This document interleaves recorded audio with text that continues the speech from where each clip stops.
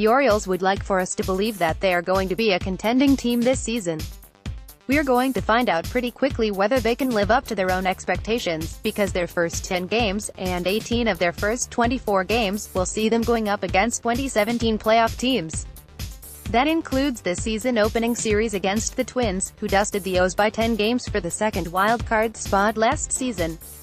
The Twins figure to be wildcard contenders again this season. They certainly acted like they were over the offseason, making bold moves to try to bolster their starting rotation, including a trade for their opening day starter, Jake Odorizzi. That's a familiar name to O's fans after he spent so much time in Tampa. It'll be just like the Orioles are opening up against the Rays. Not quite, though, because most of last year's Twins are back. They didn't have any big losses, and they only made additions: Logan Morrison to the lineup, Francisco Rodney and Addison Reed to the bullpen, Odorizzi and Lance Lynn to the rotation. It's the pitching staff that needed the most help. While their rotation wasn't Orioles-level bad, the Twins struggled with a 4.73 ERA, and relievers were little better with a 4.40 ERA. On the other hand, the Twins had the fourth-best run-scoring offense in the AL last year. The addition of the lefty Morrison, who posted in .869 ops with the Rays last year, should help them keep that up. It'll be a tough opening task for the top of the Orioles rotation. Game 1, Monday, 3:05, Jake Odorizzi vs. Dylan Bundy. Some Orioles batters have faced Odorizzi a lot in their careers, and they have done very well.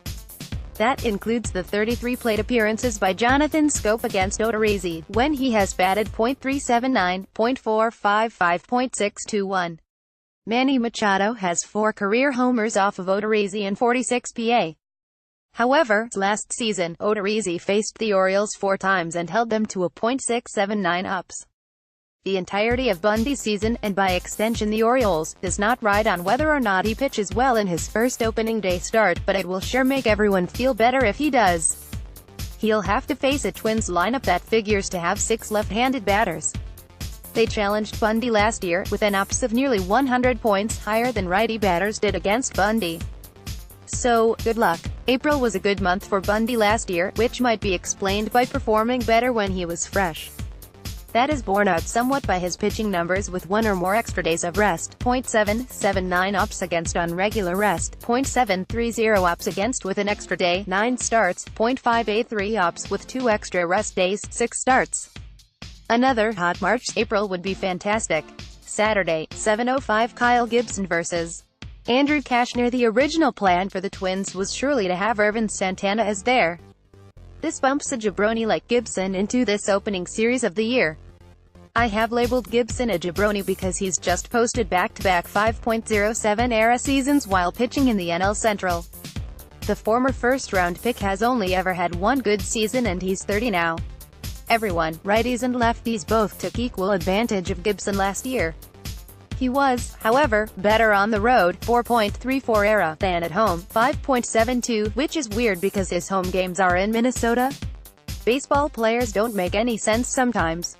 One other thing that didn't make sense about last year was Cashner posting a 3.40 ERA while only striking out 86 batters in 188.2 innings.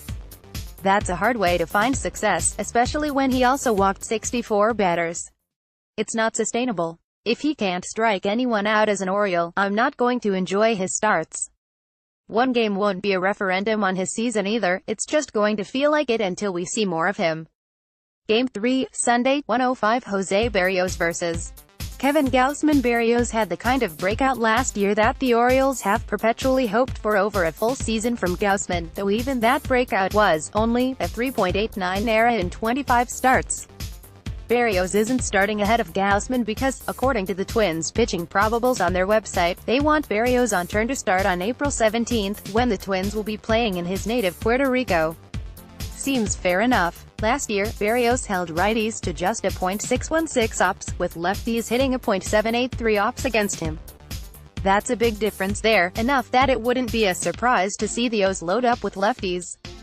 They can do that, for now, with Pedro Alvarez, Colby Rasmus, and Danny Valencia all kicking around. Berrios had big problems on the road, a 5.17 ERA there compared to a 2.41 ERA at home. As for Gausman, he disappointed last year, and the answer why isn't found in his splits. Lefties and righties were about the same. He was about the same at home and on the road. The big difference for him was first half 5.85 ERA and second half 3.41 ERA. If second half Gausman ever shows up for a full season, the Orioles might get somewhere. Not to sound like a broken record, but one Gausman start won't be his whole season defined.